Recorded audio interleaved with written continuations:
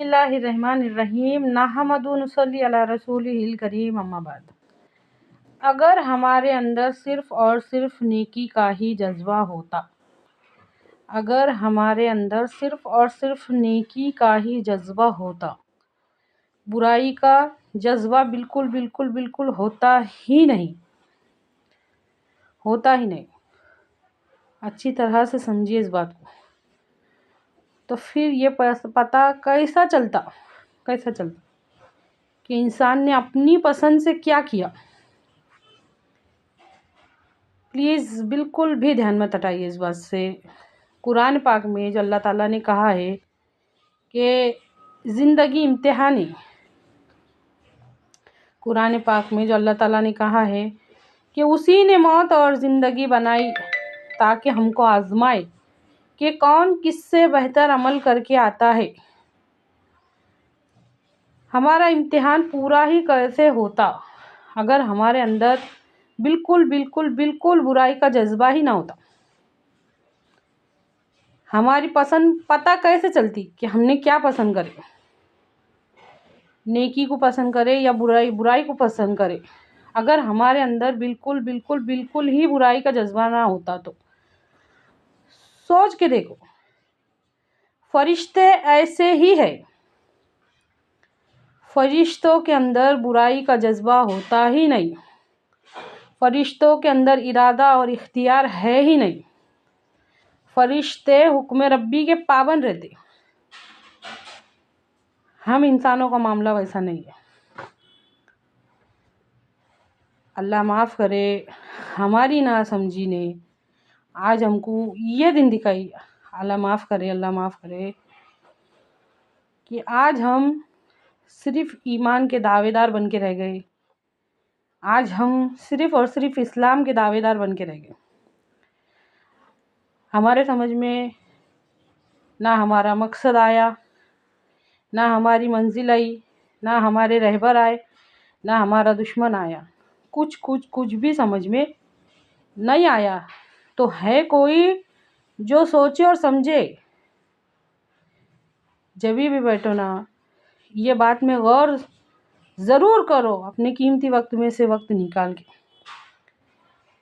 اگر ہمارے اندر صرف اور صرف نیکی کا جذبہ ہوتا تو پھر اس ٹیسٹ کا، اس امتحان کا مطلب کیسے پورا ہوتا جس کے لیے اللہ تعالیٰ نے ہم کو دنیا کی زندگی ایک امتحان ہے، اصلی گھر آخرت کا گھر ہے۔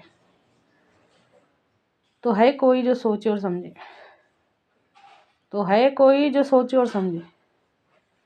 ہر وہ چیز جو ہمارے اور ہماری ہدایت کے بیچ میں آ رہی، اس میں غور کرو اور اس کو نکالنے کی کوشش کرو، اپنی زندگیوں سے نکالنے کی کوشش کرو۔ اللہ رحم کرے، آج یہ دنیا گٹر بن گئی،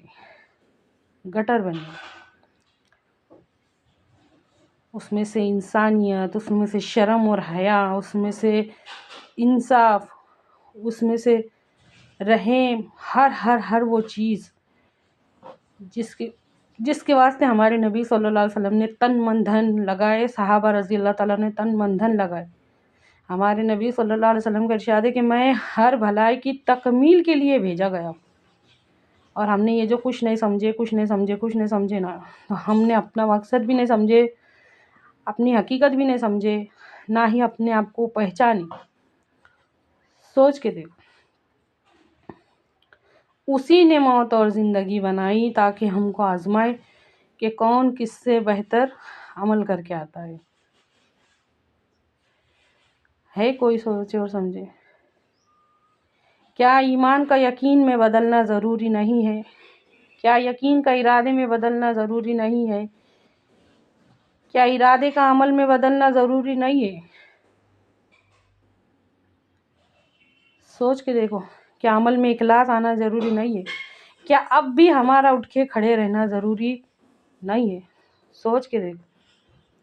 حضرت انس رضی اللہ عنہ سے روایت ہے، فرماتے ہیں کہ میں نے ایک مرتبہ نبی کریم صلی اللہ علیہ وسلم کو فرماتے ہوئے سنا کہ کلمہ طیبہ ہمیشہ اپنے پڑھنے والوں کو نفع دیتا رہیں گا اور اس سے رنج اور غم کو دور کرتا رہیں گا، کب تک؟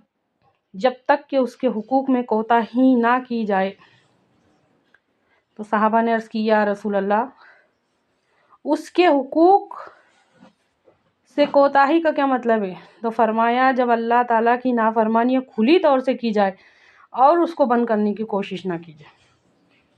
ہم یہ تو دعا کرتے ہیں کہ اللہ مرتے وقت کلمہ نصیب کر، مرتے وقت کلمہ نصیب کر، یہ بھی دعا کرتے جاؤ کہ یا اللہ جب تک زندے ہے کلمے کا حق ادا کرنے کی توفیق دے، اور جب مرنے لگے تو جب کلمہ نصیب کر۔